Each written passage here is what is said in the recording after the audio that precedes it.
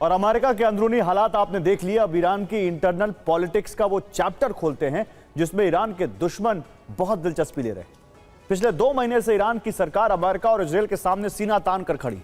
40 दिनों तक चली इस जंग में ईरान ने अपने सुप्रीम लीडर को खोया, लेकिन अमेरिका के खिलाफ एकजुटता बनाए रखी। वही एकजुटता अब खतरे में नजर आ रही है, क्योंकि ईरान में 2 धड़े ऐसे हैं जो सत्ता के करीब जाने के लिए एक दूसरे के खिलाफ खड़े दिख रहे हैं। पश्चिमी मीडिया की रिपोर्ट है कि अगर इन दोनों गुटों में अंदरूनी संघर्ष बढ़ा तो ईरान में बिना युद्ध के वो हो जाएगा जो ट्रंप ने सोचा है। एक राजनीतिक नेटवर्क बनाने में माहिर है तो दूसरे के पास IRGC की सैन्य ताकत है। ईरानी संसद के स्पीकर होने के नाते कालीबाफ के पास आर्थिक समर्थन है तो वाहिदी देश के सुरक्षा तंत्र पर पकड़ रखते हैं। कालीबाफ सॉफ्ट ट्रांजिशन मॉडल के समर्थक हैं, जबकि अहमद वाहिदी हार्डलाइन नियंत्रण के धारणा में विश्वास करते हैं। इस गठबंधन में ईरान के राष्ट्रपति मसूद पेजेश्कियान और विदेश मंत्री अब्बास अरागची जैसे प्रभावशाली लोग शामिल थे। इस गठबंधन का काम कुछ ऐसा था जैसे किसी पुराने महल की दीवारों को गिराए बिना उसकी संरचना को बदल देना।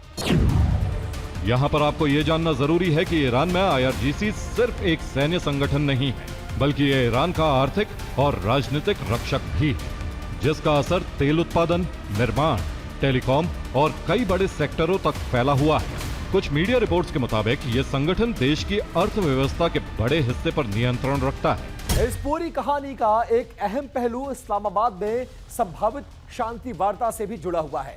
अगर ईरान के भीतर सत्ता संतुलन हाईलाइनर्स यानी अहमद वाहिदी वाले गुट की तरफ से जाता है तो इस्लामाबाद में होने वाली किसी भी बातचीत पर इसका सीधा असर पड़ेगा।